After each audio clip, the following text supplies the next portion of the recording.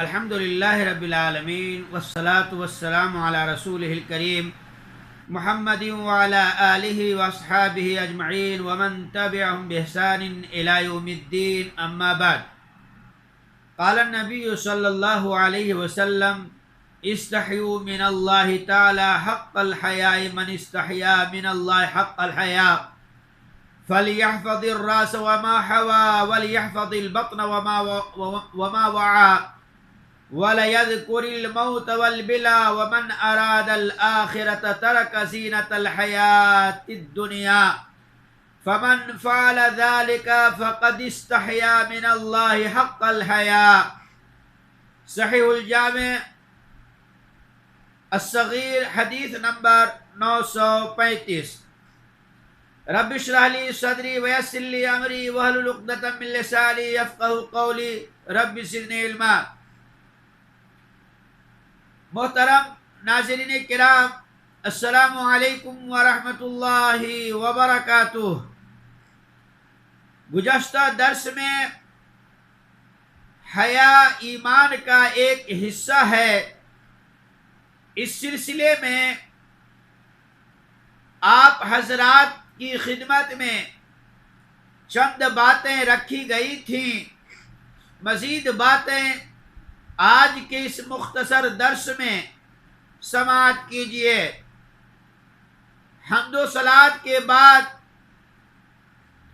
صحیح الجامع اور ترمذی کی حدیث آپ کے سامنے پیش کی گئی، جس کا ترجمہ یہ ہے کہ اللہ تعالی سے ویسے ہی حیا کرو جیسے حیا کرنے کا حق ہے۔ چنانچہ جس نے اللہ تعالی سے کما حقہ حیا کی تو وہ اپنے دین، خیالات اور اعضاء وغیرہ کی حفاظت کرے اور اپنے پیٹ اور روزی کی حفاظت کرے، موت اور بوسیدہ ہونے کو یاد رکھے، اور جس نے آخرت کا ارادہ کیا اس نے دنیا کی زندگانی کی زیب و زینت ترک کر دی دنیا کی زیب و زینت ترک کر دی۔ چنانچہ جس نے یہ کام کر لیے تو اس نے اللہ تعالی سے شرمائے اور حیا کرنے کا حق ادا کر دیا۔ اس حدیث کو البانی رحمہ اللہ نے حسن کہا ہے۔ یہ حیا دین کی قوت اور یقین کی صحت سے حاصل ہوتی ہے۔ لوگوں کے شرمائے کا مفہوم اس وقت ہوتا ہے جب ان کو تکلیف نہ پہنچائی جائے اور فضول قسم کی بات پر دشمنی مول نہ لی جائے۔ حیا کی یہ قسم نوع مروت کے کامل ہونے اور اپنی ثنا و تعریف کو پسند کرنے سے ابھرتی ہے۔ میرے اسلامی بھائیوں، اپنے آپ سے شرمانے کا مفہوم ایک دامنی اور تنہائیوں کی حفاظت سے پورا ہوتا ہے۔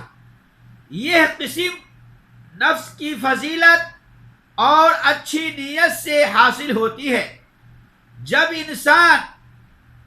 انسان میں تینوں قسموں کی حیا مکمل ہوگی تو اس میں خیر کے اسباب بھی کامل ہو جائیں گے اور برائی کے اسباب کی نفی ہو جائے گی، اور اس کا ذکر فضل کے ساتھ اور خوبصورتی کے ساتھ ہوگا، اور اگر کوئی بھی وجہ کم ہوئی تو اس کے بقدر اس سے فضل بھی کم ہوتا چلا جائے گا۔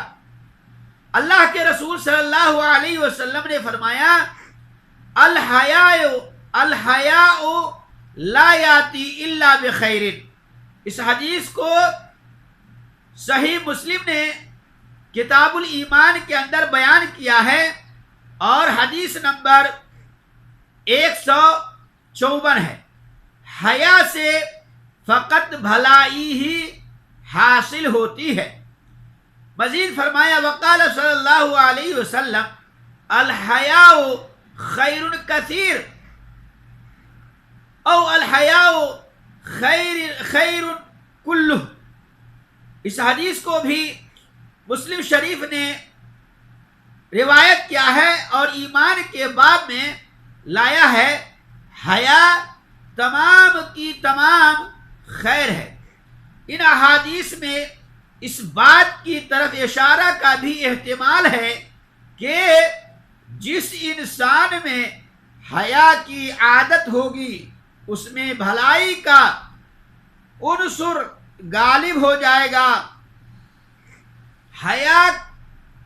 حیا کے ذریعے جو بھلائی حاصل ہوگی اس کے مد مقابل اگر اس سے کوئی غلط حرکت سرزد ہو جائے تو اس کی کوئی حیثیت باقی نہیں رہتی ہے.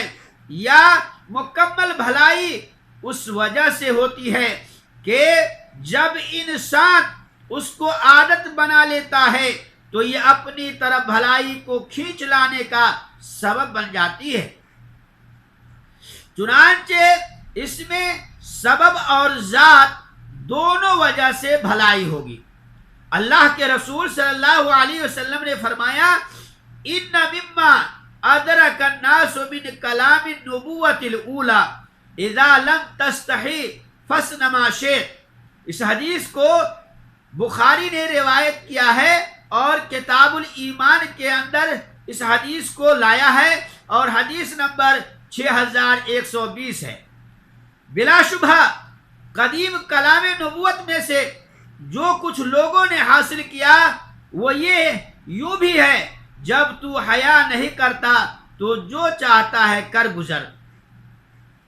حدیث کو جملہ خبریہ کی بجائے ارشائیہ بنانے کی حکمت یہ ہے کہ انسان کو شر کے مواقع سے بچانے والی چیز حیا ہے اور جب اس کو چھوڑ دے گا تو گویا ایسا ہو گیا جیسے اسے طبعی طور پر برائی کرنے پر مامور کیا گیا ہے.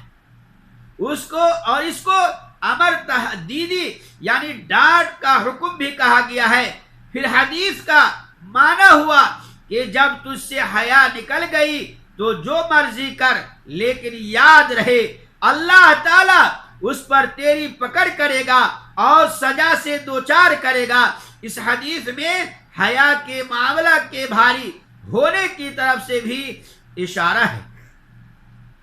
یہ بھی کہا گیا ہے کہ امر بمانا خبر ہے یعنی جس کی حیا ختم ہو گئی وہ جو چاہتا ہے کر گزرتا ہے. اللہ کے رسول صلی اللہ علیہ وسلم نے فرمایا ما کان الفحش فی شیء الا شانہ ما کان الحیاء فی شیء الا زانہ. صحیح سنن ترمذی حدیث نمبر 1607. حیا جس چیز میں ہوتی ہے اسے خوبصورت بنا دیتی ہے. فی شیء یعنی کسی چیز میں. حضرت صلی اللہ علیہ وسلم کے اس الفاظ میں مبالغہ ہے یعنی اگر کسی جاہ چیز میں بھی حیا ہو تو وہ بھی خوبصورت ہو جاتی ہے اور اگر انسان میں یہ چیز آ جائے تو کیا ہی کہنے کی بات ہے. اللہ تعالیٰ سے اللہ تعالیٰ ہم تمام لوگوں کو ان ساری باتوں پر سننے سے زیادہ عمل کرنے کی توفیق عطا فرمائے. آمین. وصلی اللہ علی نبینا محمد والسلام علیکم ورحمۃ اللہ وبرکاتہ.